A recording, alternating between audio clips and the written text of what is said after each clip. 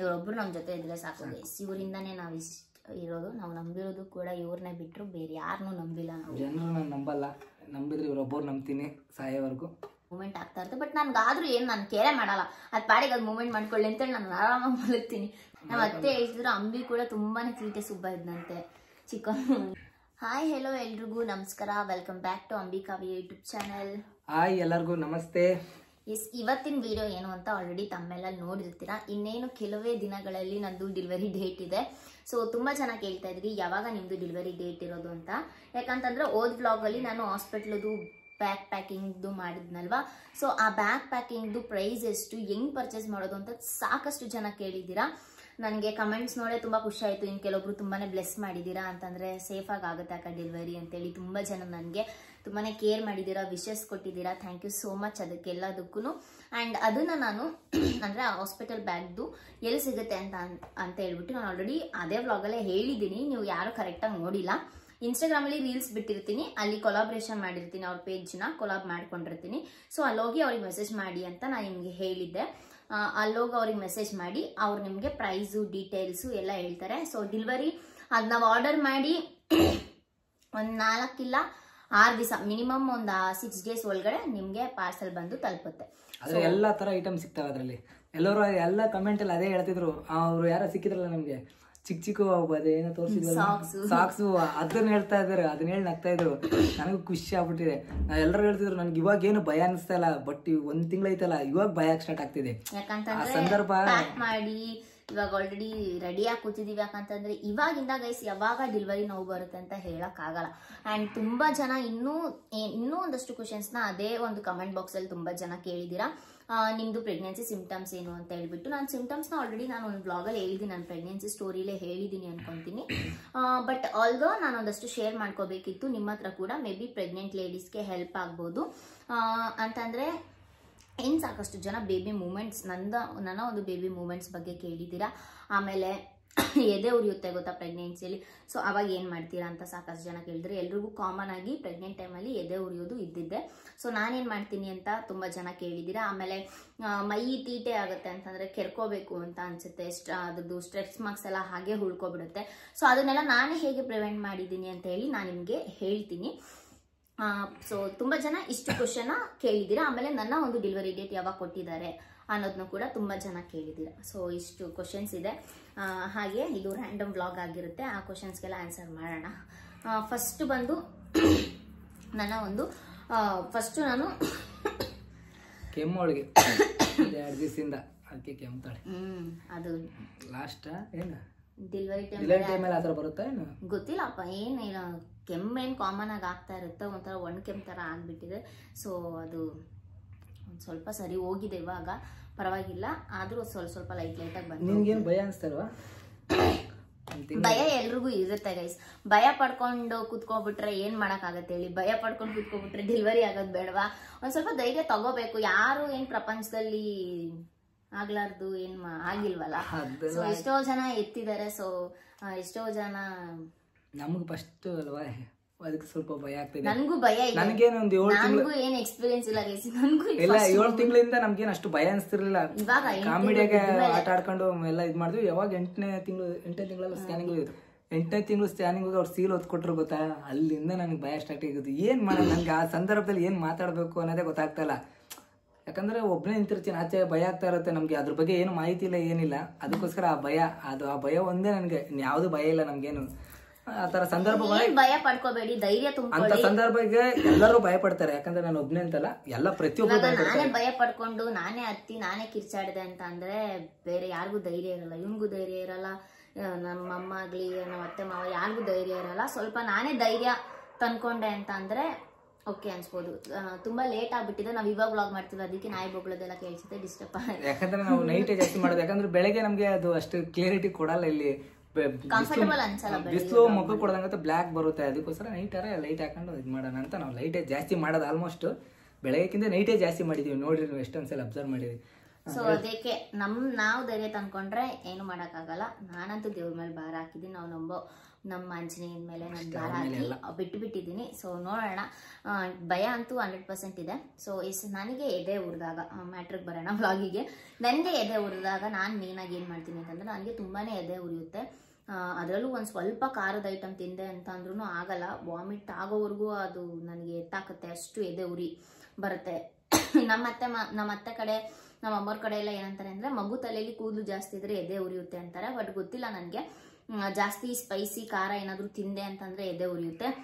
ಆಮೇಲೆ ಸಡನ್ನಾಗಿ ಊಟ ಆದಮೇಲೂ ಕೂಡ ಎದೆ ಉರಿಯುತ್ತೆ. ನಾನು ಇಂಥ ಟೈಮಲ್ಲಿ ಏನು ಮಾಡ್ತೀನಿ ಅಂತಂದರೆ, ಎದೆ ಉರಿ ಇನ್ನೇನು ನನಗೆ ಲೈಟಾಗಿ ಕಾಣಿಸ್ಕೊಂತಿದ್ದೆ ಒಂದು ಮಿನಿಟಲ್ಲೇ ನಾನು ಬಿಸಿನೀರು ಕಾಯಿಸ್ಕೊಂಡು ಕುಡಿದು ಬಿಡ್ತೀನಿ. ಒಂದು ಸ್ವಲ್ಪ ಲೈಟಾಗಿ, ಅಂದರೆ ತೀರಾ ಬಿಸಿಲ್ಲ, ಒಂದು ಸ್ವಲ್ಪ ಚುರುಕು ಮುಟ್ಟಬೇಕು ಗಂಟ್ಲಿಗೆ, ಆ ರೀತಿ ನಾನು ಬಿಸಿನೀರನ್ನ ಕಾಯಿಸ್ಕೊಂಡು ಬಿಸಿನೀರನ್ನ ಕುಡಿದು ಬಿಡ್ತೀನಿ. ಎದೆ ಯಾವಾಗೆಲ್ಲ ಉರಿಯೋಕೆ ಶುರು ಆಗುತ್ತೆ. ನಮ್ಗೆ ಎದೆ ನೋವು ಬಂದಾಗೆಲ್ಲ ಜೇಡು ಮಚ್ಕತಿದ್ದೆ, ಇವಳು ಯಾವಾಗ ಬಿಸಿನೀರು ತಂದು ಕೊಟ್ಬಿಡ್ತಿಲ್ಲ ನನಗೂ ಎದೆ ಏನು. ಹೌದು, ಉರಿಯುತ್ತೆ, ಯಾಕಂದ್ರೆ ಕಮ್ಮಿ ಆಗುತ್ತೆ ಎದೆ. ನಾನು ಅವಾಗ ಜೇಡು ಅಮ್ಮ ಜಾಸ್ತಿ ಹಚ್ತಿದ್ವಿ, ಯಾಕಂದ್ರೆ ಎದೆ ಏನಾದ್ರು ಉಡ್ದಾಗ ನಾವು ಅದನ್ನ ತಿಕ್ಕೊಂಡ್ತಿದ್ವಿ, ಹೋಗ್ತಿತ್ತು ಅಂತ ಆ ಮೈಂಡ್ ಸೆಟ್ ಅಲ್ಲಿ. ಯಾವಾಗ ಬಿಸಿನೀರು ಕುಡ್ದಾಗಲೂ ಹೋಗುತ್ತೆ ಆಲ್ಮೋಸ್ಟ್. ನಾನು ನೋಡಿದಂಗೆ ಬಿಸಿನೀರು ಕುಡಿದಾಗ ಎದೆ ಪ್ರೆಗ್ನೆಂಟ್ ಟೈಮಲ್ಲಿ. ಸೊ ಗೈಸ್, ನೀವೇನಾದ್ರೂ ಇವಾಗ ಹೊಸದಾಗಿ ಪ್ರೆಗ್ನೆಂಟ್ ಆಗಿದ್ದೀರಾ ಅಂತಂದ್ರೆ, ನಿಮ್ಗೆ ಏನಾದ್ರು ಫಸ್ಟ್ ಎದೆ ಉರಿ ಶುರು ಆಗುತ್ತೆ, ಒಂದು 4 ತಿಂಗಳಿಗೆ ಇಲ್ಲ 5 ತಿಂಗಳಿಗೆ ಶುರು ಆಗುತ್ತಲ್ಲ, ಅವಾಗ ನೀವು ಫಸ್ಟ್ ಬಿಸಿನೀರು ಕಾಯಿಸ್ಕೊಂಡು ಕುಡೀರಿ, ಆಯ್ತಾ. ಅದು ತೀರಾ ಲೈಟ್ ಬಿಸಿ ಮಾಡ್ಕೋಬೇಡಿ, ಒಂದು ರೇಂಜಿಗೆ ಇರ್ಲಿ. ಯಾಕಂತಂದ್ರೆ ಅದು ಕುಡಿದ ತಕ್ಷಣ ಅದು ಕೆಮ್ಮಾದಾಗ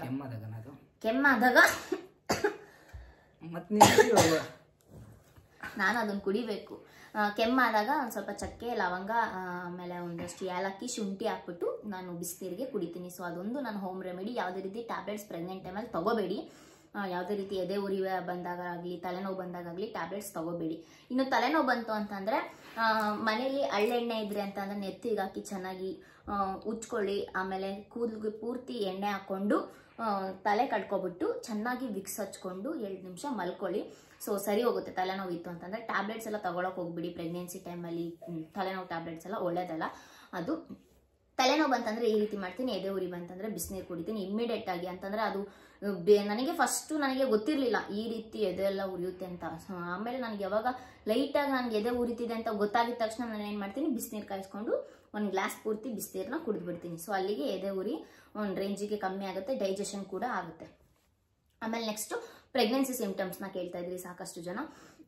ನಾನು ಆಗಲೇ ವ್ಲಾಗಲ್ಲಿ ಹೇಳ್ದಂಗೆ, ನನಗೆ ಫಸ್ಟು 1.5 ತಿಂಗಳು ಅಂತಂದರೆ, ಇನ್ನೇನು ನಾನು ಪ್ರೆಗ್ನೆನ್ಸಿ ಚೆಕ್ ಮಾಡ್ತೀನಿ ಅನ್ಬೇಕಾದ್ರೆ ನನಗೆ ತಲೆ ಸುತ್ತುತ್ತಿತ್ತು ಫಸ್ಟು.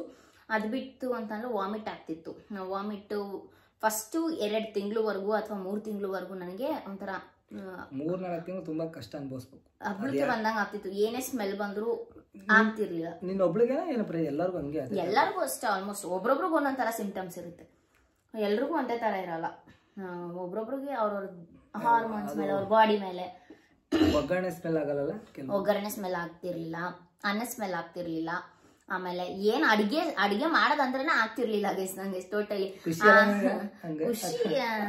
ಅಂತಂದ್ರೆ ಬೇಳೆ ಸಾಂಬಾರ್ ನನಗೆ ಈಗಲೂ ಕೂಡ ಪ್ರೆಗ್ನೆಂಟ್ ಆಗಿ ಈಗ 8 ತಿಂಗಳಿಗೆ ಬಿದ್ರೂ ಸಹ ನನಗೆ ಇನ್ನೂ ಬೇಳೆ ಸಾಂಬಾರ್ ಸ್ಮೆಲ್ ನನ್ಗೆ ಆಗಲ್ಲ. ಯಾಕಂತಂದ್ರೆ ಅದು ಬೇಳೆ ಸಾಂಬಾರ್ ಸ್ಮೆಲ್ ಬರ್ತಿದೆ ಅಂತಂದ್ರೆ ನಾನು ಆ ದಿವಸ ವಾಮಿಟ್ ಮಾಡ್ತೀನಿ. ಆ ತರ ಬೇಳೆ ಮಾಡ್ತಾಳೆ ಅಲ್ಲೇ ಮಾಡಲ್ಲ.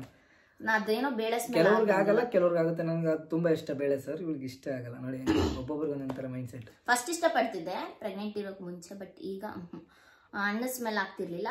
ಆಮೇಲೆ ವಾಮಿಟ್ ಶುರುವಾಗಿದ್ದು ನನಗೆ ಕರೆಕ್ಟಾಗಿ 3 ತಿಂಗಳು ಬಿದ್ದ ಮೇಲೆ. ಅಂತೂವರೆಗೂ ನನಗೆ ಬರೀ ವಾಕಲಿಕ್ಕೆ ಬಂದಂಗೆ ಆಗ್ತಿತ್ತೆ ಹೊರತು ವಾಮಿಟ್ ಆಗ್ತಿರ್ಲಿಲ್ಲ. 3 ತಿಂಗಳು ಬಿದ್ದ ಮೇಲೆ ಅಪ್ಪ ಅವಾಗಿಂದ ಏನು ತಿಂದ್ರು ವಾಮಿಟ್ ಸ್ಟಾರ್ಟ್ ಆಗ್ತಿತ್ತು, ವಾಮಿಟ್ ಆಗ್ತಿತ್ತು.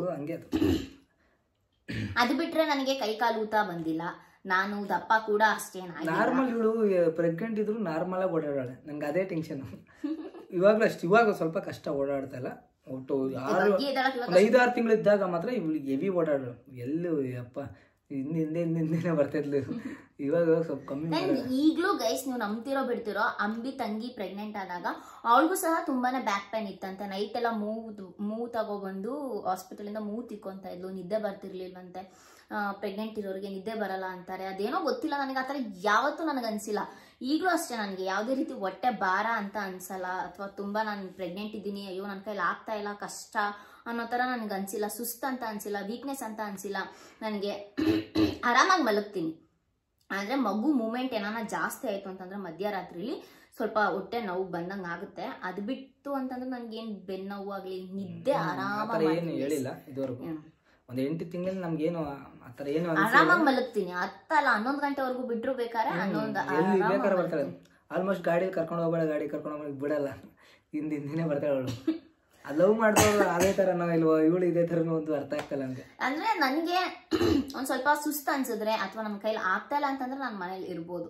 ನನಗೆಲ್ಲ ಆಗ್ತಿದೆ, ಓಡಾಡ್ಕೊಂಡು ಆರಾಮಾಗಿ ಆಕ್ಟಿವ್ ಇದ್ದೀನಿ ಅಂತಂದ್ರೆ. ಇವಾಗ ಅಷ್ಟಿಲ್ಲಲ್ಲ, ಒಂದ್ ತಿಂಗಳು ಈ ತಿಂಗಳು ಏನು ಅಷ್ಟೊಂದು ಓಡಾಡಿಲ್ಲ ನನ್ನ ಜೊತೆ.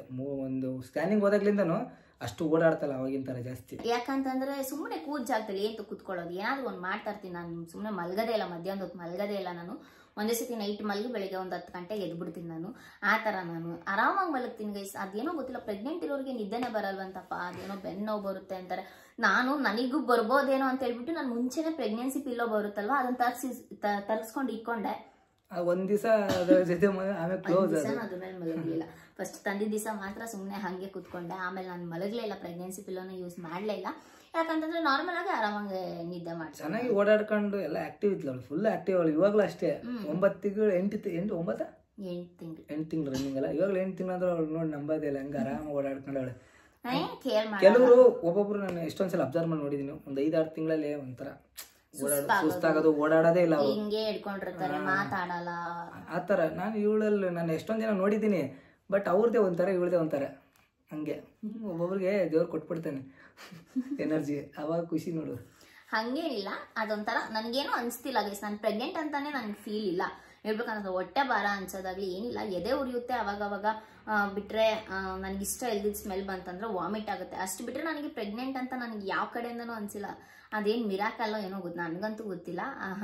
ಒಟ್ಟು ಈ ಪಾಪು ನನಗೇನು ತೊಂದರೆ ಕೊಡಲ್ಲ. ಬಟ್ ಒದ್ದಾಗ ತೊಂದರೆ ಕೊಡಲ್ಲ, ಆಚೆ ಬಂದ್ಮೇಲೆ ತೊಂದರೆ ಕೊಡುತ್ತೆ, ಸರ್ರೇ ಕೊಡುತ್ತೆ. ಯಾಕಂತಂದ್ರೆ ನನಗೆ ಬೆಳಿಗ್ಗೆ ಏನು ಮೂಮೆಂಟ್ಸ್ ಕಾಣಲ್ಲ, ಬಟ್ ರಾತ್ರಿ ಆಯ್ತು, ರಾತ್ರಿ 7:30 ದಾಡ್ದು ಅಂತ ಗೈಸ್, ಅವಾಗಿಂದ ಡಾಕ್ಟ್ರೇ ಹೇಳೋರೆ ಇವಾಗ ಏನಿಲ್ಲ ನಿನ್ಗೆ. ಸ್ಕ್ಯಾನಿಂಗ್ ಅಲ್ಲೂ ಅಷ್ಟೇ ಬೆಳಿಗ್ಗೆ ಎಲ್ಲ ಮಲಗಿರುತ್ತೆ ಮಗು. ಸೊ ನಂಗೆ ನೈಟ್ ಆಯ್ತು ಅಂತಂದ್ರೆ ಮೂಮೆಂಟ್ ಸ್ಟಾರ್ಟ್ ಆಗಿದ್ದು ಬೆಳಗಿನ ಜಾವವರೆಗೂ ಮೂಮೆಂಟ್ ಆಗುತ್ತೆ ಗೈಸ್. ನೀವು ನಂಬ್ತಿರೋ ಬಿಡ್ತೀರಾ, ಬೆಳಿಗ್ಗೆ ಜಾವವರೆಗೂ ನಾನು ಮೂಮೆಂಟ್ ಆಗ್ತಾ ಇರುತ್ತೆ. ಬಟ್ ನನ್ಗಾದ್ರೂ ಏನು ನಾನು ಕೇರೆ ಮಾಡಲ್ಲ, ಅದು ಪಾಡಿಗೆ ಅದು ಮೂಮೆಂಟ್ ಮಾಡ್ಕೊಳ್ಳಿ ಅಂತೇಳಿ ನಾನು ಆರಾಮಾಗಿ ಮಲಗ್ತೀನಿ. ಜಾಸ್ತಿ ತೀರಾ ಮೂಮೆಂಟ್ ಆಯ್ತು ಅಂತಂದ್ರೆ ಅದು ಒದ್ದಾಗ ನನಗೊಂಥರ ಅಷ್ಟು ಮಗು ಆದ್ಮೇಲೆ ಇದೆ ಅಲ್ಲ, ಒಂದೊಂದು ಬ್ಲಾಗು ಮಿಡಿಗಿರುತ್ತೆ ಇವಳದು. ನೈಟ್ ಎದ್ದಿರುತ್ತೆ. ಸೊ ಅದೊಂದು ನನಗೆ ಭಯ ಆಗ್ಬಿಟ್ಟಿದೆ, ಎಲ್ಲಿ ಆಚೆ ಬಂದ್ಮೇಲೆ ನೈಟ್ ಎಲ್ಲಿ ಅಳ್ತಾ ಕುತ್ಕೊಂಡ್ಬಿಡುತ್ತೋ ಅದು. ಯಾಕಂದ್ರೆ ಬೆಳಿಗ್ಗೆ ಪೂರ್ತಿ ನನಗೆ ಬೆಳಿಗ್ಗೆ ಎದ್ದಾಗ ಒಂದು 10 ಗಂಟೆ 11 ಗಂಟೆವರೆಗೂ ನಾಷ್ಟ ಮಾಡೋವರೆಗೂ ಒಂದ್ ಸ್ವಲ್ಪ ಮೂಮೆಂಟ್ ಇರುತ್ತೆ ಅಷ್ಟೇ. ಆಮೇಲೆ ನಾಷ್ಟ ಮಾಡಿದ್ಮೇಲೆ ಮಲ್ಕೊಂಡಿರೋ ಮಗು ಮತ್ತೆ ಸಂಜೆ ಒಂದ್ 4 ಗಂಟೆಗೆ ಏನಾರ ಸ್ನಾಕ್ಸೋ ಟೀನೋ ಕಾಫಿನೋ ಅಥವಾ ಏನಾದ್ರು ಕುಡ್ದಾಗ ಎಚ್ಚರಾಗಿ ಒಂದ್ ಸ್ವಲ್ಪ 5 ನಿಮಿಷ ಮೂಮೆಂಟ್ ಮಾಡುತ್ತೆ. ಅಷ್ಟು ಬಿಟ್ರೆ ಮತ್ತೆ 7:30 ಸ್ಟಾರ್ಟ್ ಮಾಡಿದ್ದು ಬೆಳಗಿನ ಜಾವವರೆಗೂ ಅದು ಪಾಡಿಗೆ ಅದು ಆಟಾಡ್ತಾ ಇಡುತ್ತೆ, ನನ್ನ ಪಾಡಿಗೆ ನಾನು ಮಲ್ಕೊಂಡಿರ್ತೀನಿ. ಆ ಥರ ಹಂಗೆ ಆ ಥರ ಮೂಮೆಂಟ್ಸ್ ಇದೆ ನನಗೆ, ಆಯ್ತಾ. ಇದೊಂದು ಬೇಬಿ ಮೂಮೆಂಟ್ಸ್ ತುಂಬಾ ಜನ ಕೇಳಿದ್ರಿ, ಇದೊಂದು ಬೇಬಿ ಮೂಮೆಂಟ್. ಫಸ್ಟ್ ನನಗೆ 12 ಗಂಟೆಗೆ ನನಗೆ ಫಸ್ಟ್ ಮೂಮೆಂಟ್, ನಾನು ಹೊಟ್ಟೆಯಲ್ಲಿ ನಾನು ಪ್ರೆಗ್ನೆಂಟ್ ಆದ್ಮೇಲೆ ನನಗೆ ಫಸ್ಟ್ ಮೂಮೆಂಟ್ ಸ್ಟಾರ್ಟ್ ಆಗಿದೆ ನೈಟ್ 12 ಗಂಟೆಲಿ. ಇವಾಗಲೂ ಇದು ಬರೀ ನೈಟೇ ನನಗೆ ಓದಾಡುತ್ತೆ, ಬೆಳಿಗ್ಗೆ ಎಲ್ಲ ಏನು ಟಾರ್ಚರ್ ಕೊಡಲ್ಲ. ಬಟ್ ಮಗು ಆಚೆ ಬಂದ್ಮೇಲೆ ನೈಟ್ ಎಲ್ಲ ನಿದ್ದೆ ಕಟ್ಬೇಕಲ್ಲ ಅಂತ ಅದೊಂದು ಇದು. ನಾನೇನು ಕೇರ್ ಮಾಡಲ್ಲ, ಎಷ್ಟೇ ಸೊಂಟ ನೋವಿದ್ರು ಎಷ್ಟೇ ನೋವಿದ್ರು ತಡ್ಕೊಂಡೆ ಬಿಡು ಅಂತೇಳಿ ಹಂಗೆ ಮಲ್ಕೊಬಿಡ್ತೀನಿ. ನಾನೇನು ತಲೆ ಕೆಡ್ಸ್ಕೊಳ್ಳಲ್ಲ, ಪಾಡಿಗೆ ಅದು ಮೂಮೆಂಟ್ ಮಾಡ್ಕೊಳ್ಳಿ ಅಂತ. ಬಟ್ ತೀರಾ ಮೂಮೆಂಟ್ ಮಾಡಿದಾಗ ಆಗಲ್ಲ, ಯಾಕಂತಂದ್ರೆ ಒಂದೊಂದು ಟೈಮ್ ಅಷ್ಟು ಫೋರ್ಸ್ ಇರುತ್ತೆ ನಂದು ಬೇಬಿ ಕಿಕ್. ಇವನ್ನ ಕೇಳಿ ಒದ್ರೆ ಅಷ್ಟು ಜೋರಾಗಿ ಒದ್ಬಿಡುತ್ತೆ ಅದು. ನೋಡೋಣ ಮುಂದಕ್ಕೆ ಗೊತ್ತಾಗುತ್ತೆ. ನಾವು ಇವಾಗ ಏನು ಹೇಳಕ್ಕಾಗಲ್ಲ, ಮುಂದಕ್ಕೆ ನೋಡೋಣ ಅದು ಯಾವ ಥರ ಇರುತ್ತೋ ನಾವು ಹಂಗೆ. ನಮ್ಮ ಅತ್ತೆ ಹೇಳ್ತಿದ್ರು ಅಂಬಿ ಕೂಡ ತುಂಬಾನೇ ತೀಟೆ ಸುಬ್ಬ ಇದ್ದಂತೆ, ಚಿಕ್ಕವನಿದ್ದಾಗ ತುಂಬಾ ತರಲೆ ಅಂತ ತುಂಬಾ ತೀಟೆ ಮಾಡ್ತಿದ್ದು. ನಮ್ಮ ಅತ್ತೆಗೆ 7 ಜನ ಮಕ್ಕಳು, ಸೊ ಅದರಲ್ಲಿ ಅಂಬಿನೇ ತುಂಬಾ ಜಾಸ್ತಿ ತೀಟೆ ಮಾಡ್ತಿದ್ದು. ಸೊ ಅದಕ್ಕೆ ಇವಾಗಲೂ ಮಾಡ್ತೀನಿ ನಾನು. ಅಂಬಿ ತರ ತೀಟೆ ಮಗು ಉಟ್ಬಿಡುತ್ತೆ. ಅವ್ರಿಗೆ ಗೊತ್ತು ಎಲ್ಲ, ಬಾಸ್ ಕೈ ಮುಗಿದು ಬಿಟ್ಬಿಡ್ಬೇಕು.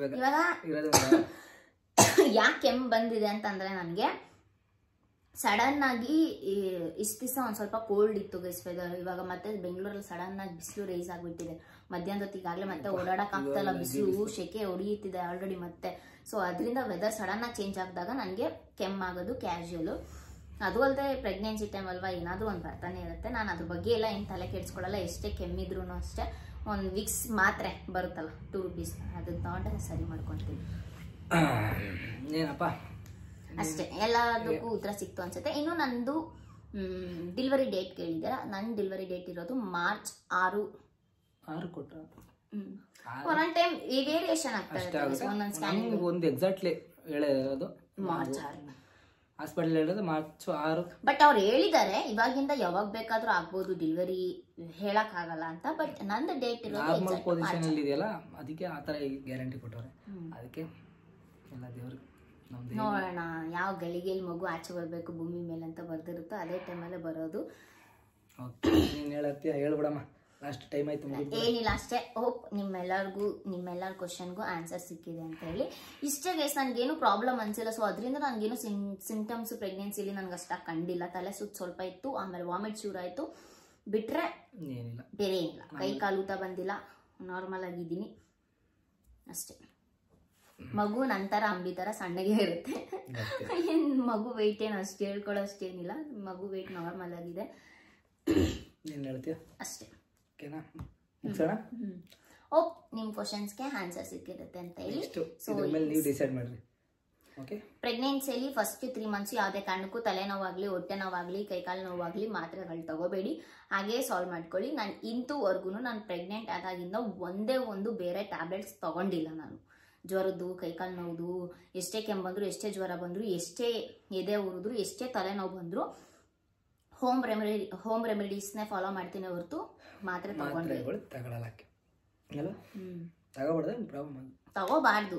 ಫಸ್ಟ್ 3 months ಫಸ್ಟ್ ಅಂಬಿ ತಂಗಿಗೆ ಹೊಟ್ಟೆ 3 ತಿಂಗಳು ಮಗು ಇದ್ದಾಗ, ಅಂದರೆ 2 ತಿಂಗಳು 1.5 ತಿಂಗಳು ಪ್ರೆಗ್ನೆಂಟ್ ಇದ್ದಾಗ ತಲೆನೋವು ಮಾತ್ರ ತಗೊಂಡಿದ್ಕೇನೆ ಇದು ಮಿಸ್ಕ್ಯಾರೇಜ್ ಆಗಿಬಿಟ್ಟಿತ್ತು. ಸೊ ಆ ಥರ ಎಲ್ಲ ನೋಡಿಬಿಟ್ಟು ನಾನು ಏನು ತಗೊಳ್ಳಲ್ಲ. ಎಷ್ಟೇ ಕಷ್ಟ ಬಂದರೂ ಮನೇಲೆ ಸಾಲ್ವ್ ಮಾಡ್ಕೊತೀನಿ, ತಡ್ಕೊಳ್ತೀನಿ.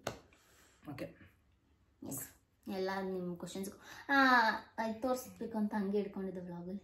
ಇರಲಿ ಬಿಡು, ತೋರಿಸಿರ್ಲಿ. ನಿನ್ನ ಆಸೆ ಎಂತಕ್ಕೆ? ಆಸೆ ಅಂತೇನಿಲ್ಲ, ಎಲ್ಲ ವಾರ ಹಾಕೋಣ ಅಂತ ಅಷ್ಟೇ, ಏನಿಲ್ಲ. ಗೈಸ್, ಇದನ್ನ ಅಂಬಿ ನಮ್ಮ ಬಾಸ್ನ ತಗೊಬಂದಿದ್ದ. ಸೊ ಇದನ್ನ ವ್ಲಾಗಲ್ಲಿ ತೋರಿಸ್ತೀನಿ, ಡೈಲಿ ವ್ಲಾಗ್ ಮಾಡೋಣ ಅನ್ಕೊಂಡು ಇದು ಎಲ್ಲೆಲ್ಲೋ ಹೋಗ್ಬಿಡ್ತು ವ್ಲಾಗು. ಅವತ್ತು ಹಾಕ್ಬೇಕಾಯ್ತು, ಇವತ್ತು ಸಿಕ್ತು ನನ್ನ ಕೈಲಿ. ಇದು ಚೆನ್ನಾಗಿದೆಯಾ? ಇದು ದೊಡ್ಡ ಬಾಸ್ ಜೊತೆಗೆ ಇದೊಂದು ಪುಟ್ ಬಾಕ್ಸ್ ಆ್ಯಡ್ ಆಗಿದ್ದಾರೆ. ಸೊ ಆ ಫೋಟೋ ಇತ್ತು. ಮಗು ಬರಕ್ಕೆ ಮುಂಚೆ ಬಾಸ್ನ ತಗೊಂಡ್ಬಂದಿದ್ದೀವಿ ನೋಡ್ರಿ. ಅದಕ್ಕೆ ಇವರೊಬ್ರು ನಮ್ಮ ಜೊತೆ ಇದ್ರೆ ಸಾಕು ಗೈಸ್. ಇವರಿಂದಾನೇ ನಾವು ಇರೋದು. ನಾವು ನಂಬಿರೋದು ಕೂಡ ಇವ್ರನ್ನೇ ಬಿಟ್ಟರು ಬೇರೆ ಯಾರನ್ನೂ ನಂಬಿಲ್ಲ ನಾವು. ಜನರು ನಾನು ನಂಬಲ್ಲ, ನಂಬಿದ್ರೆ ಇವರೊಬ್ಬರು ನಂಬ್ತೀನಿ ಸಾಯೋವರೆಗೂ. ನೋಡೋಣ, ನನ್ನ ಮಗುನು ಇವ್ರ ಫ್ಯಾನೇ ಆಗಿ. ಅಂಬಿ ಇದೊಂದು ದೇವ್ರಿಗೆ ಬಿಟ್ಟು ಯಾವ ದೇವ್ರಿಗೂ ಕೈ ಮುಗಿಯಲ್ಲ. ನಾನಂತೂ ಎಲ್ಲ ದೇವರು, ಯಾವುದೇ ದೇವರಾಗಿರ್ಲಿ, ಕಂಡು ದೇವ್ರಿಗೆಲ್ಲ ಕೈ ಮುಗಿತೀನಿ. ಬಟ್ ಅಂಬಿ ಆಂಜನೇಯನ್ ಬಿಟ್ಟು ಬೇರೆ ಯಾವ ದೇವ್ರಿಗೂ ಕೈ ಮುಗಿಯಲ್ಲ. ಬಟ್ ನಾನು ನಂಬಿರೋದು, ನನಗೆ ಕಷ್ಟ ಅಂತ ಬಂದಾಗ ನಾನು ಫಸ್ಟ್ ಕರೆಯೋದೇ ಆಂಜನೇಯ ಅಂತ. ಫಸ್ಟ್ ಕೂಗಿ ನಂದು ಬಜರಂಗಿ ಅಪ್ಪ ಆಂಜನೇಯ ಅಂತಾನೆ ಬರೋದು ನನಗೆ. ಅದಕ್ಕೋಸ್ಕರ ಎಲ್ಲರಿಗೂ ಇನ್ನೊಂದ್ಸಲ ಹೇಳ್ತೀನಿ, ಜೈ ಶ್ರೀರಾಮ್. ಇವ್ರು ನಂಬ್ರಿ, ಯಾವತ್ತೂ ನಮ್ಗೆ ಕಷ್ಟ ಅನ್ನೋದು ಇರಲ್ಲ ಅಂತ ನನ್ನ ಮೈಂಡ್ ಸೆಟ್. ನಿಮ್ದು ಯಾವ ಥರ ಗೊತ್ತಿಲ್ಲ, ಒಬ್ಬೊಬ್ರಿಗೆ ಒಂದೊಂಥರ, ನಮ್ಗೊಂಥರ. ಇಲ್ಲಿವರೆಗೂ ಅಂಬಿ ಆಂಜನೇಯ ದೇವಸ್ಥಾನ ಬಿಟ್ಟು ಬೇರೆ ಯಾವ ದೇವಸ್ಥಾನಕ್ಕೆ ಹೋಗಿರೋದನ್ನು ನಾನು ಲವ್ ಮಾಡಿದಾಗಿಂದ ನೋಡಿಲ್ಲ. ಹೋಗ್ಬೇಕು ಅನ್ಕೊಂಡಿದ್ದೀನಿ, ನೋಡೋಣ ನೆಕ್ಸ್ಟ್ ಮಗು ಆದ್ಮೇಲೆ ಹೋಗ್ಬೇಕಂತ ಆಸೆ ಇದೆ. ಬಟ್ ನಿನಗೆ ಮಗು ಆದ್ರೂ ಸಹ, ನೀನ್ ಡೆಲಿವರಿ ಹಾಸ್ಪಿಟಲ್ ಇದ್ರು ಸಹ ನಾನು ಮಗು ಮುಖ ನೋಡ್ಕೊಂಡು ಶನಿವಾರದ ನಾನು ಆಂಜನೇಯ ದೇವಸ್ಥಾನಕ್ಕೆ ಹೋಗ್ತೀನಿ ಅಂತಾನೆ. ಇಲ್ಲ, ಫಸ್ಟ್ ಮಗು ಮುಖ ನೋಡ್ಲಿಂದ್ರೆ ನಾನು ಆಂಜನೇಯ ದೇವಸ್ಥಾನಕ್ಕೆ ಹೋಗಿ ಬರ್ಬೇಕು. ಯಾಕಂದ್ರೆ ನನ್ಗೆಲ್ಲ ಇವರೇ, ಎಲ್ಲ ಇರ್ಲಾರ ಏನು ಇರ್ಲಾರಾಗ ಇವರಿದ್ರು. ಬಟ್ ನಾನು ಯಾವುದೇ ದೇವಸ್ಥಾನ ಕಂಡ್ರು, ಯಾವುದೇ ದೇವ್ರ ಕಂಡ್ರು ನಾನು ಹಿಂಗ್ ನಿನ್ಕೋಬಿಡ್ತೀನಿ. ಬಟ್ ಅಂಬಿ ಹಂಗಲ್ಲ. ಆದ್ರೆ ನಾನು ಮುಗಿತೀನಿ, ಬಟ್ ಅಷ್ಟೊಂದು ಇವ್ರ ಮೇಲೆ ಹೋಗ್ತಿದ್ದಷ್ಟು ನಮ್ಗೆ ಮುಗಿಯಲ್ಲ ಅಷ್ಟೇ. ಆ ತರ ಎಲ್ಲರಿಗೂ ಒಬ್ಬೊಬ್ರಿಗೆ ಒಂದೊಂಥರ ದೇವ್ರ ಇಷ್ಟ, ನಮ್ಗೊಂಥರ ದೇವ್ರ ಇಷ್ಟ. ನಮ್ಗೆ ಎಲ್ಲ ಇವ್ರ ಮೇಲೆ ನಿಂತಿದ್ದೀವಿ. ಏನು ಹೇಳಿದ್ರು ಕಮ್ಮಿನೇ, ಏನು ಹೇಳಕ್ ಹೋಗಲ್ಲ. ಎಲ್ಲ ನೀವೇ ಇನ್ಮೇಲಿಂದ ಹೇಳ್ಕೊಡ್ರಿ, ಮುಗೀತು ಅಷ್ಟೇ. ಈ ವ್ಲಾಗ್ ಮಾಡಿದ್ದೀನಿ. ಸೊ ಇನ್ನೂ ಏನಾದರೂ ನಿಮಗೆ ಡೌಟ್ಸ್ ಇತ್ತು ಅಂತಂದರೆ ಇನ್ಸ್ಟಾಗ್ರಾಮಲ್ಲಿ ಆಸ್ಕ್ ಮೀ ಕ್ವಶನ್ ಹಾಕ್ತೀನಿ. ಅಲ್ಲಿ ಬಂದು ಕ್ವಶನ್ಸ್ನ ಕೇಳಿ ನಾನು ಆನ್ಸರ್ ಮಾಡ್ತೀನಿ, ಆಯಿತಾ? ಸೊ ಇಷ್ಟು ಪ್ರಶ್ನೆಗಳು ತುಂಬ ತುಂಬ ತುಂಬ ತುಂಬ ರಿಪೀಟೆಡ್ ಆಗಿ ಬರ್ತಿತ್ತು, ಕಮೆಂಟಲ್ಲಿ ಬರ್ತಿತ್ತು. ಸೊ ಹೇಳಿಲ್ಲ ಅಂತ ಅಂದರೆ ದುರಂಕಾರ ಹಂಗೆ ಹಿಂಗೆ ಅಂತ ಬೈತಿರೋ ತುಂಬ ಜನ ಕೇಳ್ತಿದ್ರಿ. ಯಾಕಂದ್ರೆ ಹೇಳೋಕೆ ಸಂದರ್ಭ ಇವಾಗಲೇ ಇರೋದು. ಮತ್ತೆ ಇವಾಗ 1ನೇ ತಾರೀಕು ಬಂತು, ಮಾರ್ಚ್ 1ನೇ ತಾರೀಕು ಬಂದರೆ ನಾವು ಸಿಗಲ್ಲ. ಮತ್ತೆ 1-1.5 ತಿಂಗಳು ಸಿಗೋದಿಲ್ಲ. ಹಾಸ್ಪಿಟ್ಲು ಅದು ಇದು ಮಗು ಅದು ಅಂತ ಆ ಬಿಸಿಲು ಹೊಂಟೋಯ್ತು. ಅದಕ್ಕೆ ಏನೇ ಮಾಡಿದ್ರೆ ಈ ತಿಂಗಳು ಒಳಗೆ ಮಾಡಿಬಿಡೋಣ ಅಂತ ನಾನು ಇವಳಿಗೆ ಹೇಳಿದ್ದೆ. ನೋಡೋಣ ಈ ತಿಂಗಳಲ್ಲಿ ಯಾವುದೇ ಡೌಟ್ಸ್ ಇದ್ರು ಕಮೆಂಟ್ಸ್ ಅಲ್ಲಿ ಹಾಕ್ರಿ, ನೋಡೋಣ. ಆಮೇಲೆ ನೆಕ್ಸ್ಟ್ ತಿಂಗಳಲ್ಲಿ ಟ್ರೈ ಮಾಡೋಣ. ಓಕೆ, ಬಾಯ್ ಗೈಸ್, ಟೈಮ್ ಆಯಿತು. ಗುಡ್ ನೈಟ್ ಎಲ್ರಿಗೂ. ಸೊ ಈ ವಿಡಿಯೋ ಇಷ್ಟ ಆಗಿದ್ರೆ ಲೈಕ್ ಶೇರ್ ಕಮೆಂಟ್ ಮಾಡೋದನ್ನ ಮಾತ್ರ ಮರಿಬೇಡಿ. ಇಷ್ಟ ಇರೋರು ನಮ್ಮ ಯೂಟ್ಯೂಬ್ ಚಾನಲ್ನ ಸಬ್ಸ್ಕ್ರೈಬ್ ಮಾಡ್ಕೊಳ್ಳಿ. Yes, thank you so much for watching. Bye ಎಲ್ಲರಿಗೂ.